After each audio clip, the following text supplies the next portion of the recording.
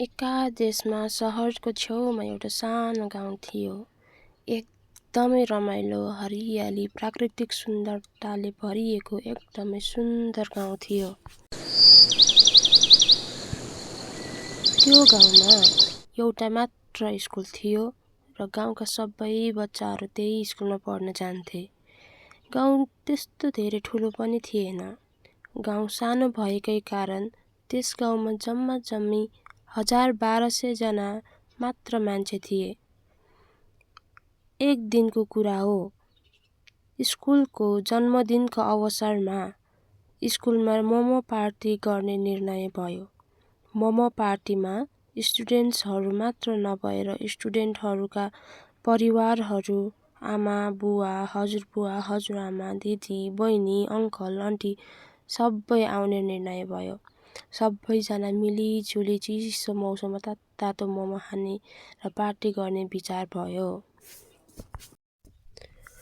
Momo party चाहिँ अब आउँदो शनिबार गर्ने निधो भयो। शनिबारको दिन सबैजना राम्रो लुगा लगाएर खुसी हुँदै स्कुल आए। चिसो मौसम थियो र चिसो मौसममा तातो मोमो खानुको छुट्टै मजा थियो। त्यो दिन एकदमै रमाइलो थियो। मौसम पनि चिसो, त्यससँगै तातो मोमो पिरो र अमिलो मिठो अचारसँग खानुको मजा नै छुट्टै थियो। यो सम्झेर पनि सबैजना एकदमै खुसी थिए। नभन्दै मोमो पनि बनाउने तयारी सुरु गरियो। कोही पिठो मुस्न थाले, कोही किमा बनाउन थाले, कोही के गर्न थाले, कोही अचार बनाउन थाले। बच्चाहरू चाहिँ खेल्न थाले। सबैले मोमोको लागि राम्रो तयारी गर्न थाले, मेहनत गरे। मेहनतका साथ मोमो बनाउन सबै एकजुट परे। खुसी हुँदै, हाँस्दै, रमाउँदै मोमो बनाउन तयारी भइरहेको थियो। फेरि मोमो चाहिँ भित्र किचनमा नभएर बाहिर स्कुलको प्राङ्गणमा या भनौँ ग्राउन्डमा बनाउने निधो भयो। किनभने त्यसरी बनाएको मोमोको स्वाद नै छुट्टै हुन्छ नि त। चुलोमा पकाउने भनेर सबैले सहमत गरे। त्यसपछि सबैले मोमोको तयारी गर्यो। मोमो कसैले बनाउन थाले त कसैले पकाउन थाले। बच्चाहरू भने कतिखेर मोमो खान पाउने होला भनेर कुरेर बसिरहेका थिए, खेल्दै पनि थिए। यता मम्मी बुवा या दिदी दाइ ठुला मान्छेहरू चाहिँ मोमो बनाउने तयारी गर्दै थिए।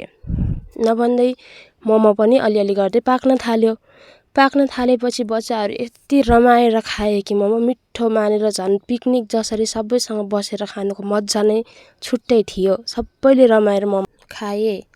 ठुला मान्छेहरूले पनि मोमो खान थाले। आफ्नो भाग लिएर खान थाले। रमाउँदै सबैसँग आफ्नो मनको कुराहरू व्यक्त गर्दै मोमो खान थाले। चिसो मौसम थियो। जाडो महिना त होइन, तर पानी पर्ने समय थियो र त्यसमा तातो मोमो सबैले रमाएर खानुभयो।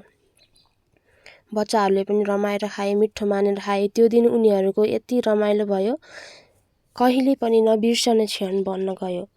धेरै मिठो मोमोको पार्टी गरेर सबैजना दङ्ग थिए। सबैजनाले मिलिजुली काम पनि गरे र काम गरे अनुसार उनीहरूले फल पनि पाए।